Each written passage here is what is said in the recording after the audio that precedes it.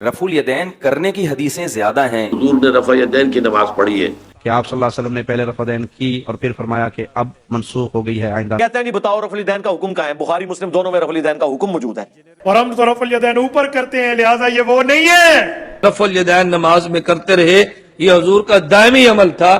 اس روایت کو غیر مقلد پیش تو بڑے شد و مت سے کرتے ہیں، مگر اس روایت پر کبھی بھی وہ مناظرہ کرنے کے لیے تیار نہیں ہوتے. رفع یدین نہ فرض ہے نہ واجب ہے، سنت عمل ہے، پھر بھی اس مسئلے میں سخت اختلاف ہے اہل سنت والجماعت کا اور غیر مقلد اہل حدیث کا. انجینئر مرزا بھی اس بات پر زور دیتے ہیں کہ رفع یدین کے بغیر نماز نامکمل ہے، سنت کے خلاف ہے. میں نے تمام علماء کرام کی بیانات کو اکجا کیا ہوا ہے، آئیے سنتے ہیں کہ کس کی بات زیادہ مدلل ہے. اہل سنت والجماعت کا یہ کہنا ہے کہ اللہ کے محبوب صلی اللہ علیہ وسلم شروع زمانے میں رفع یدین کرتے تھے، بعد میں چھوڑ دیا تھا، اور خلفائے راشدین کا بھی یہی عمل ہے. امام ابو حنیفہ رحمۃ اللہ علیہ نے خلفائے راشدین کے اس عمل کو نقل کیا ہوا ہے کہ اللہ کے محبوب صلی اللہ علیہ وسلم نے آخر زمانے میں رفع یدین کو ترک کیا تھا. اور بخاری مسلم ابو داود احادیث کی کتابوں میں دونوں طرف سے جو ہے احادیث موجود ہے. یہ کوئی جھگڑے کی بات تو ہے نہیں، ورنہ تو یہ چاہیے تھا کہ جو لوگ نماز نہیں پڑھتے ان کو ترغیب دیتے، ان کو نماز پہ کھڑا کرتے. اس چھوٹے سے مسئلے پہ سخت اختلاف ہے، اس پر مناظرے بھی کئی بار ہوئے ہیں. آئیے سنتے ہیں. اللہ رب العالمین ہمیں عمل کرنے کی توفیق عطا فرمائے. وہ ایک صاحب مجھے کہنے لگے کہ یہ کوئی ایسی صحیح متفق علیہ حدیث دکھاؤ جس میں آتا ہو کہ نبی نے رفع الیدین کے بغیر نماز پڑھی ہو، جس کو سب صحیح مانتے ہوں. میں نے کہا کوئی ایسی حدیث دکھاؤ متفق علیہ جس میں آتا ہو کہ نبی نے گریبان بند کر کے نماز پڑھی ہو. ہمیشہ گریبان کھول کے نماز کا تو آتا ہے، بٹن لگا کے نماز پڑھنے کا. بھائی جو کام عام معمول سے ہٹ کے ہوتا ہے اس کو ہائی لائٹ کیا جاتا ہے، کرنے کی چیزوں کو بیان کیا جاتا ہے، نہیں کرنے کی چیزوں کو بیان نہیں کیا جاتا. رفع الیدین کرنے کی حدیثیں زیادہ ہیں، اس لیے کہ وہ ایک عمل ہے، کیا ہے. جس نماز میں نبی نے رفع الیدین نہیں کیا، صحابہ نے اس کو بیان نہیں کیا. رہا یہ مسئلہ کہ نہیں کرنے کا عمل زیادہ ہے، اس کی دلیل صحابہ کا عمل ہے. امام ترمذی نے، جو امام بخاری کے شاگرد ہیں، جہاں رفع الیدین کی حدیثیں ذکر کی ہیں نا، تو وہاں نیچے لکھا ہے وہ بھی یقولو، یہی قول ہے فلاں صحابی کا، فلاں صحابی کا، فلاں صحابی کا، فلاں، ان کے نام ہائی لائٹ کیے ہیں. اور جہاں رفع الیدین نہ کرنے کی روایت ذکر کی، وہاں یہ فرماتے ہیں وہ بھی یقولو غیر واحد من اہل العلم من اصحاب النبی. یہی بہت سارے صحابہ کا مذہب ہے اہل علم میں، اور ان کے نام نہیں لکھے، کیونکہ جو سلیکٹڈ لوگ ہوتے ہیں ان کے نام بیان کیے جاتے ہیں. جب بہت سارے ہوتے ہیں تو ان کا نام نہیں ذکر کیا جاتا. میں نہیں کہہ رہا کہ آپ رفع الیدین کر کے غلط کر رہے ہیں، میں کہہ رہا ہوں کہ جو نہیں کرتے اللہ کے بندو، ان کے پاس بھی کچھ دلیل ہے. اس کو اختلافی مسئلہ مان لو، بس ہماری جان چھوڑ دو. ہم نہیں کہہ رہے کہ آپ کریں، آپ کو اگر اس پہ اطمینان ہے آپ وہ کریں، لیکن نہ کرنے والوں کو انسان کا بچہ مان لیں. آپ لوگ صحیح ہے نا، مسلمان مان لیں، ان کو مان لیں کہ یہ بھی عاشق رسول ہیں. اللہ نے اس سنت کو بھی تو زندہ رکھنا تھا نا، تو کیوں خون پی رہے ہو بھائی؟ ہم جب آپ کا نہیں خون پی رہے، جو پی رہا ہے نا دیوبندیوں میں، تو وہ اس کو جا کے پھر آپ پکڑو. بعض دیوبندی ہیں وہ مناظر اور وہ رفع الیدین کا انکار کر دیتے ہیں، غلط کر رہے ہیں وہ، لیکن سارے تو ایسے نہیں ہے نا بھائی. کسی ایک کو دیکھ کر آپ سب پہ فتویٰ تو نہیں لگا سکتے. تو اس لیے ہاں یہ اشکال ہوگا کہ امام ترمذی نے اس کی سند ذکر نہیں کی، تو جو مشہور چیزیں ہوتی ہیں ان کی سند ذکر نہیں کی جاتی. یہ ادنا طالب علم جو حدیث کا ہے وہ جانتا ہے کہ بہت سارے مذاہب کو نقل کیا گیا ہے بغیر سند کے، لیکن ان کی شہرت بہت ہے اور ان کو نقل کرنے والے بڑے مستند لوگ ہیں، اس کو مانا جاتا ہے. یہ حدیث حضرات بھی کرتے ہیں یہ کام. دیکھو امام طحاوی رحمہ اللہ تعالی نے لکھا ہے کہ بعض لوگوں کا یہ مذہب ہے کہ 3 طلاقیں ایک ہوتی ہیں، حالانکہ امام طحاوی نے اس کی سند ذکر نہیں کی، لیکن تمام اہل حدیث حضرات امام طحاوی کے اس قول کو لیتے ہیں. دیکھو ان کے دور میں کچھ لوگ 3 کو 1 کہتے تھے، حالانکہ انہوں نے سند ذکر نہیں کی ہے، لیکن یہ بہت بڑے محدث ہیں تو ان کی گواہی کو معتبر مانا جاتا ہے. بھائی انہوں نے دیکھا اپنے زمانے میں، وہ کہ سند تھوڑی نقل کریں گے، ایک مشاہدے پر مبنی ایک حقیقت ہے. تو امام ترمذی بھی جانتے ہیں کہ یہ تواتر سے چلا آ رہا ہے صحابہ کے بارے میں، ان کے شاگردوں کے شاگرد جو نہیں کر رہے. پھر مصنف ابن ابی شیبہ کی روایت ہے خلفائے راشد حضرت ابو بکر عمر کے بارے میں، عبداللہ بن مسعود کی، کہ میں نے ان کے پیچھے نمازیں پڑھی، ان کو رفع الیدین کرنے والا نہیں پایا. خود عبداللہ بن مسعود کا جو اپنا تواتر سے عمل چلا آ رہا ہے سینہ بسینہ، وہ یہی ہے. ورنہ یہ بغیر رفع الیدین کے نماز کون سی صدی میں شروع ہوئی ہے؟ سوال یہ پیدا ہوتا ہے. ظاہر جب سے اسلام بر صغیر میں آیا ہے، برما میں، بر صغیر میں، افغانستان میں، تو جو اسلام آیا وہی چلتا چلا آ رہا ہے، وہی نماز چلتی چلی آ رہی ہے. ہاں اس میں بعد میں لوگوں نے بدعتیں ایجاد کی ہیں، وہ بدعتیں اور نوعیت کی ہیں. نمازوں میں چینجنگ، جتنی رکعتیں تھیں اتنی ہی رکعتیں ہیں، جو طریقہ تھا وہی طریقہ. ہاں اس میں کچھ لوگوں نے اخپل طریقہ ڈال دیا، اسپیڈ بڑھا دی. ابھی کسی نے ایک ویڈیو بھیجی ہے، تراویح ہو رہی ہے، وہ اخپل طریقے سے ہو رہی ہے، وہ الحمدللہ اللہ سلام پھیر کے واپس، اتنی اسپیڈ. تو یہ والی تراویح محمد بن قاسم لے کے نہیں آئے تھے، وہ اطمینان والی تراویح تھی، اس میں انہوں نے فارورڈ پہ لگا دیا اس کو. بھائی بعض دفعہ بیان کو فارورڈ لگا دو، اسپیڈ سے چلتا ہے نا. تو یہ انہوں نے خود ایک سافٹ ویئر ایجاد کیا ہے اور تراویح میں انسٹال کر کے اس کو کس پہ لگا دیا؟ فارورڈ پہ. تو یہ کچھ اس قسم کے تصرفات ہوئے ہیں. ایسا نہیں کہ پورا دین ہی چینج ہو گیا تھا، اس طرح نہیں. ہمارا مقدمہ رفع الیدین کا بخاری اور مسلم میں موجود ہے. اس کی تائید میں اگر ہم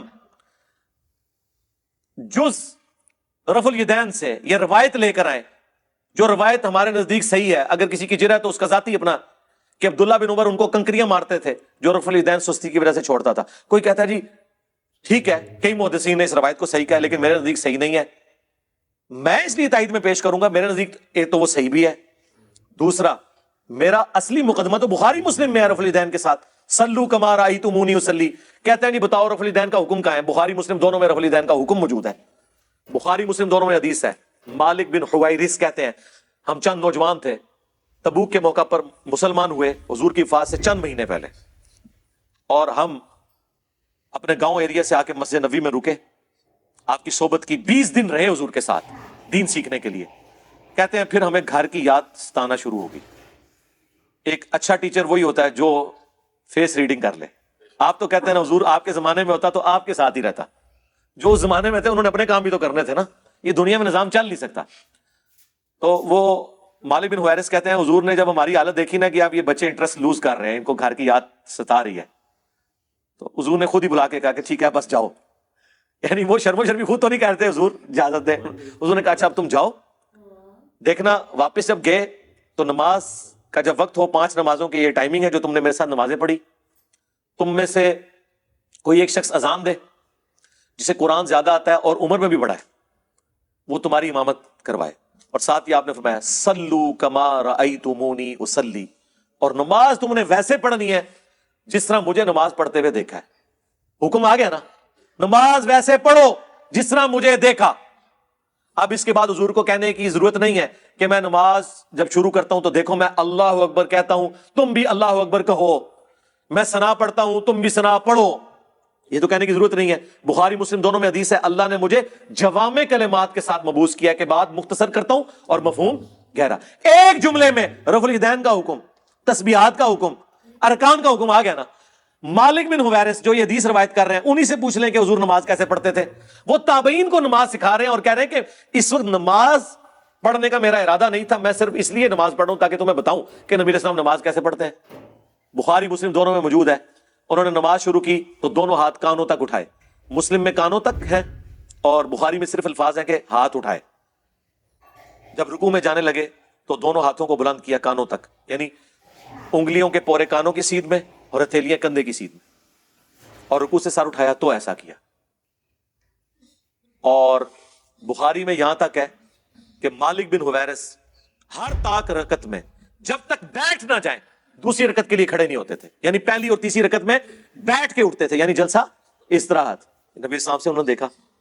جو لوگ کہتے ہیں حضور بوڑھے ہو گئے تھے اس لیے جلسہ استراحت کرتے تھے، احناف یہ مانتے ہیں کہ رسول اللہ صلی اللہ علیہ وسلم نے جلسہ استراحت کیا ہے، لیکن یہ جلسہ استراحت نام بتا رہا ہے کہ یہ راحت کے لیے ہے. راحت کی ضرورت وہاں ہوتی ہے جہاں تھکاوٹ ہوتی ہے. احناف کہتے ہیں کہ رسول اللہ صلی اللہ علیہ وسلم کی عمر جب زیادہ ہوئی اور آپ کی رکعتیں بہت لمبی لمبی ہوتی تھیں تو تھکاوٹ کی وجہ سے آپ دوسرا سجدہ کرنے کے بعد ڈائریکٹ قیام نہیں کرتے تھے بلکہ تھوڑی دیر بیٹھتے تھے. نبی صلی اللہ علیہ وسلم کا صحیح حدیث سے ثابت ہے آخر عمر میں وزن پہلے کی نسبت زیادہ ہو گیا تھا، جو سب کا ہوتا ہے عمر کے ساتھ وزن بڑھتا ہے. تو حضور نے مالک بن حویرث کو کیوں نہیں کہا کہ میں بوڑھا ہو گیا ہوں، تم نے ڈائریکٹ کھڑے ہونا ہے پنجوں کے بل؟ اور وہ پھر ضعیف روایت ترمذی سے لے کے آتے ہیں، امام ترمذی نے خود لکھا یہ روایت صحیح نہیں ہے. دیکھو اندازہ کرو، ہماری روایت بخاری مسلم میں، اور اس سے بڑھ کر بخاری میں 6251 نمبر حدیث ہے. ایک صحابی نے جب تیزی سے نماز پڑھی تھی، حضور نے کہا السلام علیکم کا جواب دیا، وعلیکم السلام کا، دوبارہ نماز پڑھ تو انہوں نے نماز پڑھی. 3 دفعہ ایسے ہوا، چوتھی بار اس نے کہا حضور سکھا دے. آپ نے فرمایا تھا سکون سے وضو کرو، قبلہ رخ کھڑے ہو، قرآن پڑھو، رکوع میں جاؤ. پھر آپ جب سجدے میں پہنچے آپ نے فرمایا سجدہ کرو، پھر 2 سجدوں کے درمیان بیٹھو، پھر دوسرا سجدہ کرو، پھر بیٹھو، اور پھر اگلی رکعت کے لیے کھڑے ہو. یہاں تو حضور نے حکم دیا جلسہ استراحت کا، حنفیوں نے چھوڑ دیا. تو ہم تو اصلی روایتیں بخاری مسلم میں جس پہ ساروں کا اتفاق ہے، جسے کوئی ضعیف نہیں کہتا، اس کی تائید میں وہ روایتیں لے کے آتے ہیں جن میں اختلاف ہے. آپ تو سٹارٹ ہی وہیں سے کرتے ہیں کہ جس میں اکثریت ضعیف. 24 محدثین نے ابن مسعود کی حدیث کو ضعیف کہا ہے. 24 ڈبل 12، سوری، وہ یہ نہ ہو آپ کہیں وابی کے بھی 24 بنتے ہیں اور گدھ کے بھی 24 بنتے ہیں، حروف ابجد. ڈبل 12 جن میں احمد بن حنبل جیسے بڑے امام، عبداللہ بن مبارک جو احمد بن حنبل سے بھی بڑے امام ہیں، امام حنیفہ کے اپنے شاگرد، ان کا قول 256 نمبر حدیث کے کانٹیکسٹ میں امام ترمذی نے نقل کیا کہ عبداللہ بن مبارک کیٹاگوریکلی کہتے تھے کہ رفع الیدین کرنے والے کی حدیث ثابت ہے اور نہ کرنے والے کی حدیث ثابت نہیں. وہ کراچی کا مفتی کہتا ہے نہیں، انہوں نے سند پہ بحث کی ہے. سرکار سند پہ نہیں، انہوں نے آپ کے پورے رفع الیدین کو فارغ کیا ہے. وہ کہتے ہیں ابن مسعود کی حدیث ثابت ہی نہیں ہے. اور امام داؤد نے بھی کمنٹس نقل کیے وَلَيْسَ بِصَحِيحٍ عَلَى هَذَا الْمَعْنَى، کہ یہ ابن مسعود کی حدیث ان معنوں میں درست نہیں ہے. اور یہی روایت مشکات والوں نے جب نقل کی، انہوں نے بھی ابو داؤد کے کمنٹس نقل کیے ساتھ. یہ لوگ اپنے جعلی مسئلوں کے ثبوت میں وہ روایتیں لے کے آتے ہیں جنہیں اکا دکا محدثین نے صحیح کہا ہوتا ہے، باقی صاحب نے ضعیف. ہم اپنے اصلی مسئلوں میں جن کی جڑ قرآن بخاری مسلم میں موجود ہوتی ہے، اس کی تائید میں وہ روایتیں لے کے آتے ہیں جن کے اوپر تھوڑا بہت اختلاف ہوتا ہے. ہماری اصل تو وہاں ہے. رسول اللہ کی صحیح حدیث ہے، صحیح مسلم جلد نمبر 1 کتاب الصلاۃ صفحہ 181 ورقے کی 22 ہے، قدیمی کتب خانہ کراچی سے چھپی ہونے والی کتاب صحیح مسلم. 3 حدیثیں ہیں، ایک میں سلام کا رفع الیدین منع ہے اور ایک میں مکمل نماز میں رفع الیدین منع ہے. منع ہے، منع، غصے کا اظہار فرمایا. کون سی حدیث ہے؟ آؤ میں پڑھ دیتا ہوں، میرے لفظ دل کی تختی پر تعویذ بنا کر نوٹ کر لینا. حضرت جابر ابن سمرہ رضی اللہ تعالیٰ عنہ ارشاد فرماتے ہیں خرج رسول اللہ صلی اللہ علیہ وسلم وکننا صلینا، اللہ کے رسول تشریف لائے، ہم نماز پڑھ رہے تھے. فقال ما لی اراکم رافعی ایدیکم کانہا اذناب خیل شمس اسکنوا فی الصلاۃ. یار یہ کیا بات ہے، میں تمہیں نماز میں شریر گھوڑوں کی طرح ہاتھ ہلاتے ہوئے دیکھ رہا ہوں. تم ہاتھ یوں ہلا رہے ہو، رفع الیدین یوں کر رہے ہو. رافعی ایدیکم کانہا اذناب شمس خیل، جیسے شریر گھوڑا دم ہلاتا ہے. اسکنوا فی الصلاۃ، نماز میں سکون اختیار کر لو. نہ ہو حدیث صحیح مسلم میں، نہ ہو قدیمی کتب خانے کی جلد اول میں، نہ ہو کتاب الصلاح میں، نہ ہو صفحہ 181 پہ، نہ ہو ورقے کی 22 سائٹ، نہ ہو جابر ابن سمرہ راوی نہ ہوں. جو چور کی سزا وہ میری سزا. جو تیرے مولوی نے بھی پڑھی ہے اور سر پہ پگڑی باندھی ہے، اور میرے مولوی نے بھی پڑھی اور سر پہ پگڑی باندھی ہے، تو یہ حدیث پاک کہاں جائے گی؟ ایک بندہ مجھے کہنے لگا مولانا یہ تو سلام کے بارے میں ہے. میں نے کہا اس حدیث میں سلام کا لفظ تو دکھا دے، میں تجھے پیر مان لوں گا، میں تجھے استاذ اور مرشد مان لوں گا. دکھا دے اس حدیث میں سلام کا لفظ. پچھلی حدیث میں ہے. میں نے کہا قل اعوذ برب الناس کا مسئلہ اور ہے، قل اعوذ برب الفلق کا مسئلہ اور ہے. پچھلی حدیث کا مسئلہ اور ہے، پچھلی سورت کا مسئلہ اور ہے. اس دی گل کر، اے جڑی پئی ہے اس دی گل کر. پچھلی کا مسئلہ ہے. خدا کا بندہ، یہ جو پچھلا گھر ہے اور یہ جو مسجد ہے، دونوں کو حکم ایک ہے؟ بولیے. تو پھر کل پڑوسیوں کے گھر گھس جاؤ، میرا پچھلا گھر ہے، تو چلا جائے گا پڑوسی کے گھر میں. خدا کے بندے، اپنی زمین اپنی، پچھلی پچھلی، یہ حدیث اور پچھلی اور، تھوڑا گزارا. ایک بندے نے کوئی عجیب اعتراض جڑ دیا. مجھے کہا مولوی صاحب اس میں لکھا ہوا ہے گھوڑے کے دم ہلانے کی طرح نہ کرو، اور میرے پاس گھوڑا ہے، مجھے پتا ہے گھوڑا کیسے دم ہلاتا ہے. میں نے کہا وہ کیسے؟ کہتے گھوڑا دائیں بائیں دم ہلاتا ہے، اور ہم تو رفع الیدین اوپر کرتے ہیں، لہٰذا یہ وہ نہیں ہے. میں نے کہا میرے بھائی تو نے صرف گھوڑا رکھا ہے، میں نے گھوڑے پہ چڑھ کے سواری بھی کی ہے، میں گھوڑ سواری جانتا ہوں الحمدللہ. تو گھوڑا رکھنا جانتے، ہم گھوڑے پہ چڑھنا جانتے ہیں. پوری بات سن، تو نے آدھی سمجھی ہے. حضور نے یہ نہیں فرمایا گھوڑے کی طرح دم نہ ہلاؤ، تو نے حدیث نہیں سمجھی. खैल नहीं फरमाया, खैल शुम्स फरमाया, शरीर घोड़ा। शरीर घोड़े दे दुम हिलावन दा वल होर आउंदे। शरीर घोड़ा जो दुम हिलाता है वो और होता है। शरीर घोड़ा ऊपर नीचे दुम हिलाता है, उसने उठाई हुई होती है। कल पूरी कर, आधी ना कर। तो ये शरीर घोड़ा फरमा, फौरन पैंतरा बदल कर, अल्लाह के नबी की सुन्नत को शरीर घोड़े की धुन से तशबीह दी तुमने। मैंने कहा ब्रेक ब्रेक, थोड़ा कंट्रोल। मैंने नहीं दी, रिसालत महब सल्लल्लाहु अलैहि वसल्लम ने खुद फरमाया। मैंने तो तर्जुमा किया, मैंने तो मसला तुझे सुनाया है, जरा गुजारा। शरीर घोड़े से तस्बीह दी, थोड़ा ख्याल मेरे भाई। पहले इमामुल अंबिया वाले मसले पे ऊपर नीचे, अब रसूलुल्लाह पर आ रहे, थोड़ा गुजारा। जरा देखना तेरा ये फायर कहां तक जा रहा है, इसकी फुल रेंज कितनी है, कातिल रेंज कितनी है और इजड रेंज कितनी है, जख्मी रेंज कहां तक लेकर जाता है। जरा देखना कहां तक जा रहा है, इसकी शिस्त देखना, इसकी बैक साइड नोब और फोर साइड यू देखना, थोड़ा फिर बात करना। भाई जिसको रसूलुल्लाह फरमा दे, तो कहते फिर शरीर घोड़ा क्यों है? मैंने कहा इसीलिए जिसको जब तक अल्लाह के रसूल ने किया हुजूर ने मोहतरम समझा, जब हुजूर ने छोड़ दिया अब तुम करो तो हुजूर पाक ने तुम्हारे लिए लफ्ज बोल लिया। ये मैं तब तुम्हें कह रहा हूं जो तूने मुझे छेड़ा है। तो मुझे न छेड़ता, मैं तुम्हें कहता तू जान तेरा काम जाने। मैं तुझे कभी न छेड़ता, मैं तेरे ऊपर कभी फतवा बाजी न करता, मैं तेरे ऊपर कभी डंडा न उठाता। लेकिन जब तूने मुझे कहा है ना, तो फिर अगर मैं न बोलूं, एक बंदे को 10 बंदे कहे चोर है चोर है चोर है चोर है, और वो बेचारा चुप करके बैठा हो, तो 4 बंदे कहेंगे चोर है और 8 बंदे कहेंगे पता नहीं है या नहीं है, शक पे पड़ जाएंगे। तो इतनी खामोशी भी मेरी अच्छी नहीं है। जब तू बोला तो अब मुझे भी बोलने का हक मिल गया, तो मैं भी बोल पड़ा। तो मैंने भी अपने दिफा में 2 बातें बोली हैं। मेरे ऊपर फतवा न लगाना, सही मुस्लिम में मौजूद है। एक मौली साहब को इल्म का जोश चढ़ा, मुझे कहते हैं मौलाना एक बात है। मैंने कहा जी पूछिए। एक नहीं 2 बातें हैं। ये तो बाबु सलाम चैप्टर जो है ना, चैप्टर बाब सलाम का है, ये हदीस उसमें आई हुई है। मैंने कहा जी 2-3 बातों के जवाब दे दे। तू आले हदीस है या आले बाब है? बाब को मानने वाला है या हदीस को? कहते हैं हदीस को। तो मैंने कहा हदीस में तो पूरी नमाज की बात आ गई। कहते हैं फिर तुम तकबीर तारीमा में जो करते हो वो, मैंने कहा वो नमाज में नहीं है, नमाज से पहले है। थोड़ा गुजारा। फिस्सला in the prayer, not out the prayer. उसको फिस्सला फरमाया नमाज के अंदर रफुल यदैन न करना, सुकून इख्तियार करना। वो जो तकबीर तारीम है वो नमाज से पहले का। थोड़ा गुजारा मेरे भाई। कहते हैं बाप का क्या करोगे, ऊपर चैप्टर क्यों लिखा है? मैंने कहा हदीस पाक आई है 1400 साल पहले, और बाब लिखा है इमाम नौवी ने 600 साल पहले। तो तू इमाम नौवी का मानने वाला है, मैं तो रसूलुल्लाह के हदीस का मानने वाला हूं। कहते नहीं चैप्टर तो आया। मैंने कहा 1 मिनट सब्र कर। कहते क्या? मैंने कहा रोजा रखो, कुरान करीम में है, या अय्युहल्लज़ीना आमनू कुतिबा अलैकुमुस्सियाम कमा कुतिबा अलल्लज़ीना मिन क़ब्लिकुम। किस सूरत में है? कहते हैं सूरतुल बकरा में है। मैंने कहा बकरा का माना क्या है? कहते हैं गाय, क्योंकि इसमें गाय का एक वाकया है। मैंने कहा चैप्टर तो गाय है और अंदर रोजे का हुक्म क्यों है? लिहाजा चैप्टर गाय है, सारी गाय की बात होगी। कहते हैं जी नहीं मौलाना, चैप्टर गाय है लेकिन गाय का एक हिस्सा है, बाकी और हुक्म भी है। मैंने कहा चैप्टर सलाम का है, बाकी और हदीसें भी हैं। थोड़ा गुजारा मेरे भाई, मुझे भी अपने दिफा में 2 जुमले। भाई ने सवाल किया क्या रसूलुल्लाह सल्लल्लाहु अलैहि वसल्लम की कोई एक सही हदीस ऐसी है कि आपने रफ़दैन की और फिर छोड़ दी? प्यारे भाई, मैं अल्लाह के घर में बैठा हूं, मैं जो कह रहा हूं वो लिखा जा रहा है, और जो लिखा जा रहा है क़यामत के दिन उसका मुझसे सवाल भी होगा, और जवाब देने के लिए मैं तन्हा हूँगा। आप मेरे साथ वहां पे नहीं होंगे, या कोई पीर फकीर बाबा हजरत मुझे बचाने के लिए वहां पे मेरी मदद के लिए नहीं आएगा।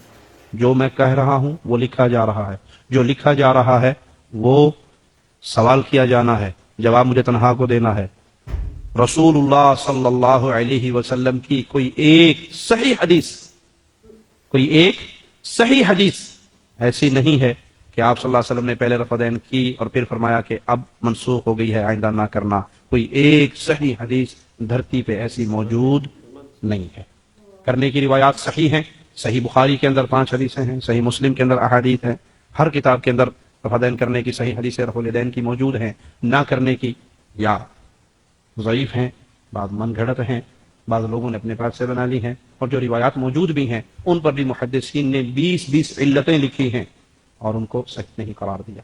ایک طرف پیارے نبی صلی اللہ علیہ وسلم کی وہ حدیث ہے جو صحیح بخاری میں عبداللہ ابن عمر سے روایت ہے، جس پہ محدثین لکھتے ہیں کہ اس کی سند سلسلۃ الذہب، سونے کی کڑیاں ہیں، اور ایک طرف وہ ہے جس پہ 20 اعتراض محدثین کر رہے ہیں، میں نہیں کر رہا، آج کا مولوی نہیں کر رہا، محدثین کر رہے ہیں. تو آپ کون سی کو لیں گے، جو صحیح ہوگی یا جس پہ اعتراضات ہوں گے؟ تو یہ لوگوں نے اپنے اپنے پارٹی بازی اور فرقہ بندی کے چکروں میں، آج نہیں آپ نہیں سمجھتے، وہ پہلے ہوتی تھی پھر بعد میں چھوڑ دی گئی. کیوں چھوڑ دی گئی؟ وہ جی بغلوں میں بت لایا کرتے تھے. یہ سنا ہے بتوں والا قصہ یا نہیں؟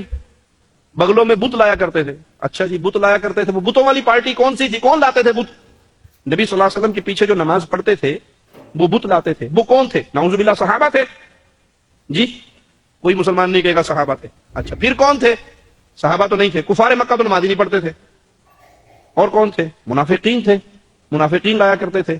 منافقین کہاں پر تھے؟ مکہ میں یا مدینہ میں؟ مدینہ میں. مکہ میں تو کوئی منافق نہیں تھا. مکہ میں تو اشہد ان لا الہ الا اللہ کہنا ہی اتنا بڑا کمال ہوا کرتا تھا کہ ظلم کے پہاڑ ٹوٹتے تھے. اور منافق وہ ہوتا ہے جو اندروں کافر باہروں مسلمان. یہ پارٹی کہاں تھی؟ مدینے میں. اور بت والی پارٹی کہاں تھی؟ مکے میں. اچھا چلو چھوڑو، ہم نے مان لیا کہ منافق بت لایا کرتے تھے. منافق بغلوں میں بت لے کے آتے تھے، بڑے بے وقوف تھے. جیب میں ڈال کے کیوں نہیں لاتے تھے؟ اچھا جی لگے آتے سب جیب میں کیوں نہیں ڈال کے لاتے تھے؟ اچھا ان کی جیبیں چھوٹی ہوں گی، ہم مانتے ہیں، چلو جیب چھوٹی ہوگی، جیب میں پورا نہیں آتا ہوگا، کوئی بات نہیں. منافق کہتے کس کو ہیں؟ جو اندر سے کافر باہر سے مسلمان.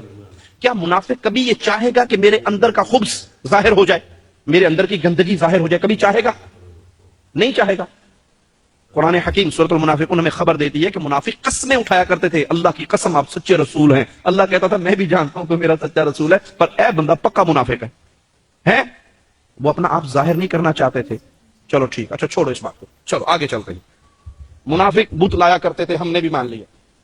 چھوٹے سے چھوٹا بت کم از کم اتنا ہوئے گا جی، اتنا بت تو ہوگا نا. ہم یہ بت لیتے ہیں بغل میں جی، بسم اللہ، بت شریف یہاں پہ آ گیا جی. لو جی اب نماز شروع ہونے لگی. جو بتوں کی دلیل دیتے ہیں، جو بتوں کا ڈھکوسلا، دلیل نہیں ہے یہ ڈھکوسلا ہے. بتوں کا ڈھکوسلا مارنے والوں کا حال کیا ہے؟ سنت رفع الیدین کا طریقہ کیا ہے؟ اللہ اکبر. ہاتھوں کو اٹھانا کہاں تک؟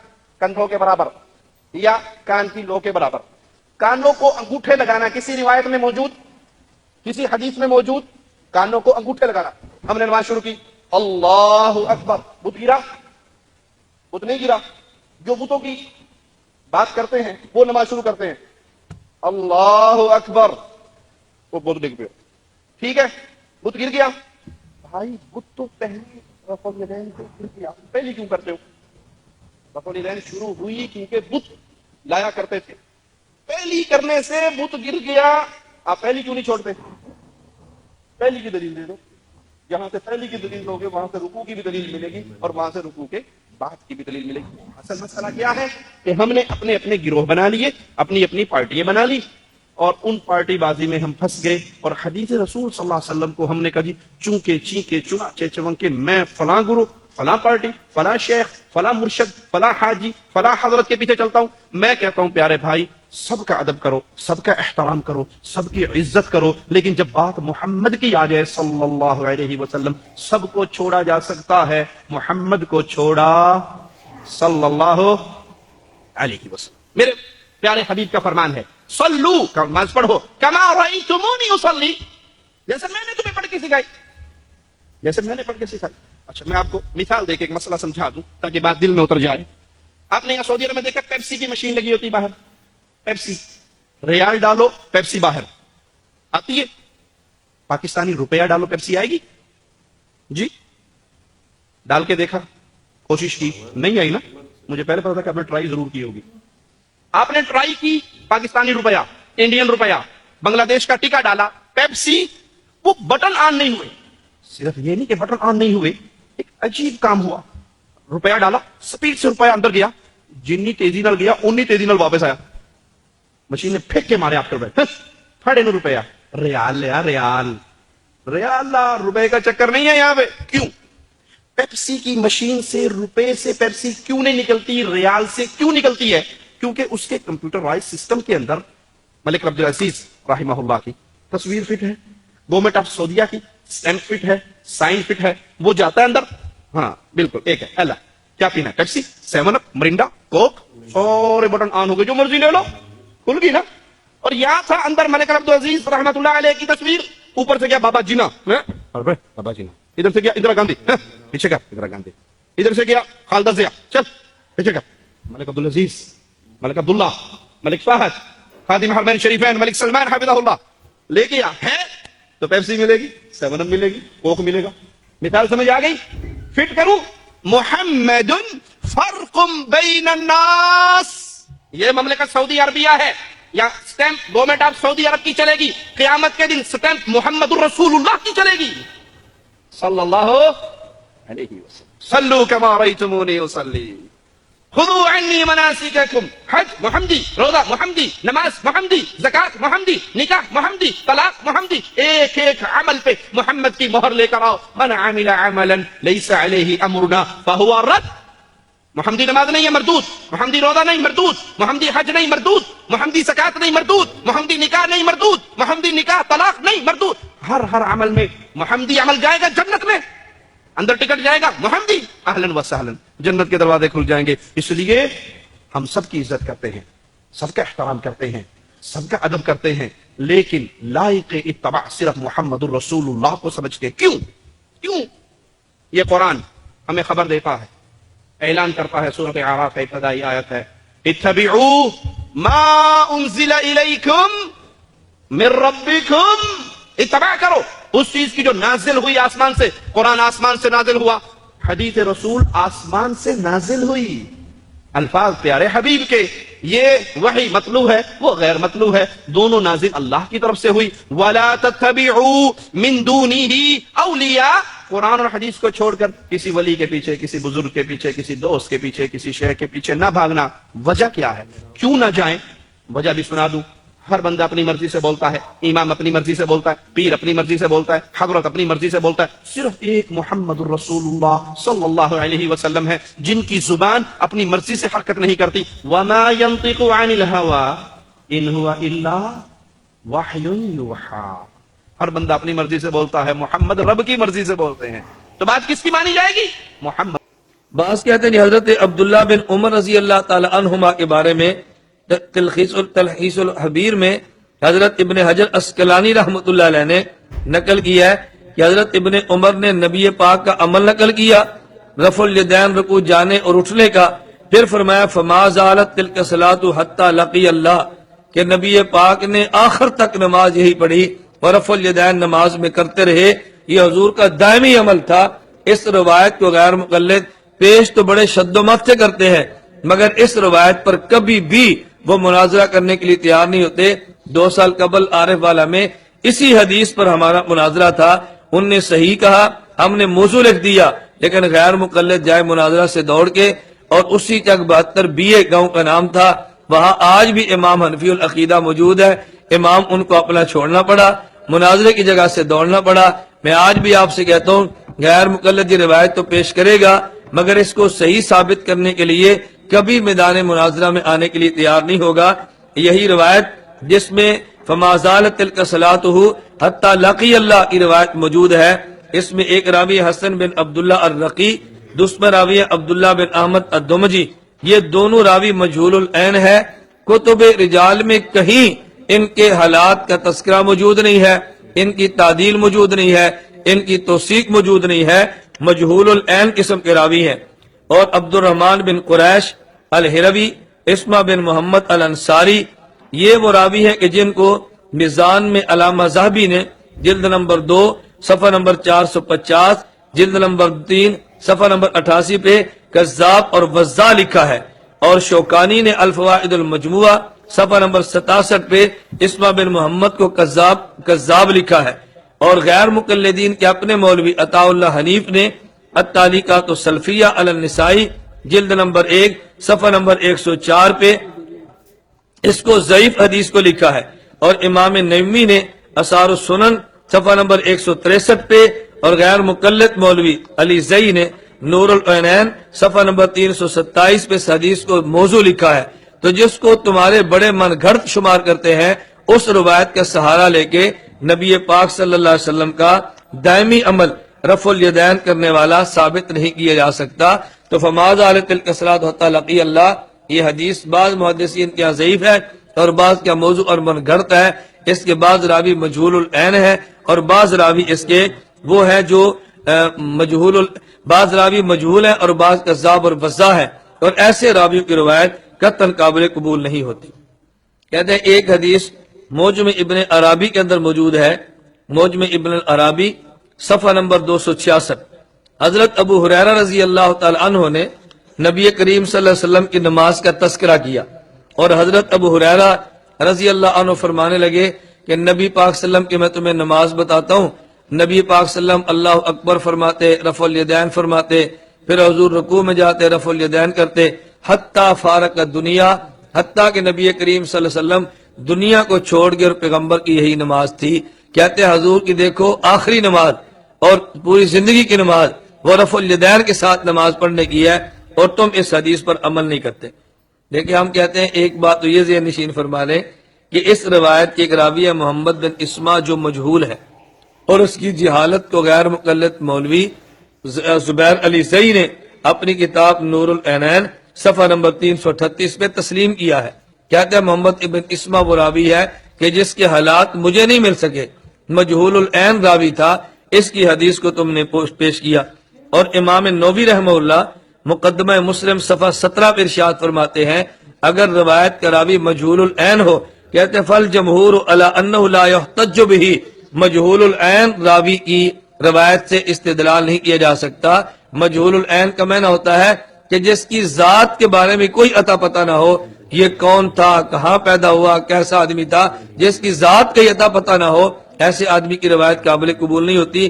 اور آخری بات یہ ہے اگر غیر مقلدین اس روایت کو ہمارے خلاف پیش کرتے ہیں تو یہ روایت تو غیر مقلدین کے خلاف بھی پیش ہوگی۔ کیوں؟ یہ کہتے ہیں حضرت ابو ہریرہ رضی اللہ عنہ فرماتے نبی پاک دنیا سے جدا ہونے تک اسی طرح نماز پڑھتے رہے، اس میں صرف رکوع کی رفع الیدین ہے، رکوع سے اٹھنے کے رفع الیدین بھی نہیں، اور تیسری رکعت سے اٹھنے کے رفع الیدین بھی نہیں۔ اگر یہ روایت ہمارے خلاف ہے تو پھر تمہارے خلاف بھی ہے، اس لیے کہ تم رکوع سے اٹھتے وقت بھی کرتے ہو اور تم تیسری رکعت سے اٹھتے ہو پھر بھی کرتے ہو، تو کم از کم ایسی روایت تو پیش کرو جو تمہارے عمل کے مطابق ہو۔ خیر میں نے قرآن کریم کی آیت، احادیث پیغمبر، خلفائے راشدین کے عمل اور تابعین کے اقوال سے ثابت کیا کہ رکوع جاتے، رکوع سے اٹھتے اور تیسری رکعت سے اٹھتے وقت رفع الیدین نہیں کرنا چاہیے۔ اللہ مجھے اور آپ کو بغیر رفع الیدین کے خشوع اور خضوع والی نماز پڑھنے کی توفیق عطا فرمائے۔ وآخر دعوانا ان الحمدللہ رب العالمین۔ محمد ادریس صاحب، بخاری شریف میں حضور پاک کا ارشاد ہے کہ اس طرح نماز پڑھو جس طرح تم مجھ کو نماز پڑھتے دیکھتے ہو۔ سوال یہ کہ حضور نے کس طرح نماز پڑھی، جبکہ بخاری شریف میں حضور نے رفع یدین کی نماز پڑھی ہے۔ بخاری شریف میں حضور نے رفع یدین کی نماز پڑھی ہے۔ دیکھیے حضور نے مختلف طریقوں اختیار کیے مختلف اوقات میں۔ اب صحابہ کا طرز عمل یہ ہوتا تھا کہ مثلاً ایک روایت آتی ہے کہ ایک صحابی حضور سے ملنے آئے، کوئی بدوی تھے، دیہات کے آدمی تھے، انہوں نے حضور کو دیکھا کہ آپ کا گریبان کھلا ہوا تھا، آپ نے بٹن لگائے ہوئے نہیں تھے۔ پھر انہوں نے ساری عمر اپنے گریبان کے بٹن نہیں لگائے کہ میں نے محمد کو اس طرح دیکھا ہے صلی اللہ علیہ وسلم۔ اب یہ ان کا جذبہ ہے، ان کی نیکی ہے، اتباع کا جذبہ ہے۔ یا ایک سفر میں کسی کو دیکھا، کسی نے دیکھا کہ حضور ایک درخت کے نیچے سے ہو کر گزرے، اب وہ جب بھی جاتے تھے ادھر اس کے نیچے سے ہو کر گزرتے تھے، چاہے اس کی کوئی مقصد نہیں، لیکن یہ بھی ایک اتباع کا جذبہ ہے۔ تو اس میں یہ ہے کہ نماز کی بعض چیزیں ایسی ہیں کہ جن میں معلوم ہوتا ہے کہ حضور کچھ اس میں رد و بدل کرتے رہے۔ کبھی آپ نے ہاتھ بالکل کھلے چھوڑ کر بھی نماز پڑھی ہے، کبھی آپ نے ہاتھ نیچے باندھے ہیں، کبھی اوپر باندھے ہیں۔ اسی طریقے سے رفع یدین کبھی ایسا بھی ہوا ہے کہ آپ نے وہ کی ہے جیسے کہ اہل حدیث حضرات کرتے ہیں، اور جیسے کہ یہ شیعہ کرتے ہیں وہ اس سے بھی زیادہ کرتے ہیں رفع یدین۔ اہل حدیث سے آگے ہیں، وہ بہت آگے ہیں رفع یدین کے اندر۔ اور ایک رائے یہ ہے کہ حضور نے آخری زمانے میں آ کر سارے رفع یدین چھوڑ دیے تھے سوائے یہی جو تکبیر تحریمہ کے وقت ہے۔ اب یہ روایات، اب یہ بحث ہو جائے گی علمی، کس روایت کا کیا مقام ہے، کس کی کیا حیثیت ہے۔ بخاری شریف میں جو روایت ہے وہ یہی ہے رفع یدین کی، جو آپ صحیح کہہ رہے ہیں، لیکن یہ کہ بخاری شریف واحد کتاب تو نہیں ہے حدیث کی، مصنف عبد الرزاق ایک کتاب ہے، اور اسی طریقے سے اور اس میں یہ کہ امام مالک کے پیروکار، حالانکہ امام مالک مدینے کے دارالہجرہ کے امام ہیں، وہ رفع یدین نہیں کرتے. امام شافعی کے کرتے ہیں, امام مالک کے نہیں کرتے, امام ابو حنیفہ کے نہیں کرتے. تو ان چیزوں میں بہت زیادہ پریشان ہونے کی ضرورت نہیں ہے. اصل جو معجزہ ہے حضور کا اور اسلام کا وہ یہ ہے کہ 1400 برس گزر گئے لیکن نماز کے ضمن میں اتنا اختلاف نہیں ہے کہ تمام مسلمان باجماعت نماز نہ پڑھ سکیں. دیکھیے رفع یدین کرنے میں جماعت ٹوٹتی نہیں, آپ نے کیا یا نہیں کیا, جماعت کی فارمیشن برقرار رہی. فرض کیجئے کوئی شخص یہ سمجھتا کہ پہلے سجدہ ہے پھر رکوع ہے, تو اب یہ دو آدمی ساتھ نماز نہیں پڑھ سکتے جن میں سے ایک کے نزدیک پہلے رکوع ہے پھر سجدہ ہے, دوسرا یہ سمجھتا ہے کہ نہیں پہلے سجدہ ہے پھر رکوع ہے. نہیں ہو سکتی, ان کی جماعت اب جمع نہیں ہو سکتی. یا کسی کا یہ خیال ہو کہ جیسے ہر رکعت میں رکوع ہے کہ سجدہ بھی ایک ہے, وہ ایک سجدہ کر کے کھڑا ہو جائے. اب ظاہر بات ہے دوسرا شخص جس کے نزدیک دو سجدے ہیں وہ ایک اور سجدہ کرے گا, فارمیشن ٹوٹ گئی, اب وہ ساتھ نماز نہیں پڑھ سکتے. 1400 برس بیت گئے, مشرق بعید سے مغرب بعید, پوری دنیا, آج تو کوئی کونا ہے ہی نہیں جہاں مسلمان نہ ہو. لیکن جو سالڈ مسلمان جو ہیں وہ تو آپ سمجھیے کہ انڈونیشیا سے لے کر موریتانیہ تک تو مسلمانوں کی کتنی بڑی تعداد ہے. لیکن کہیں ایسا نہیں ہے کہ آپ کی فارمیشن ٹوٹتی ہو. کوئی ایسا مسلک نہیں ہے جس میں یہ خیال ہو کہ مغرب کی رکعت میں 2 ہیں جیسے فجر کی ہے, نہیں, وہی 3 رکعتیں ہیں. کوئی ایسا مسلک نہیں جس میں یہ معلوم ہو کہ فجر کی رکعتیں 3 ہیں 2 نہیں ہے, کوئی نہیں. عصر کی 2 ہیں یا 4 6 ہیں, کوئی نہیں.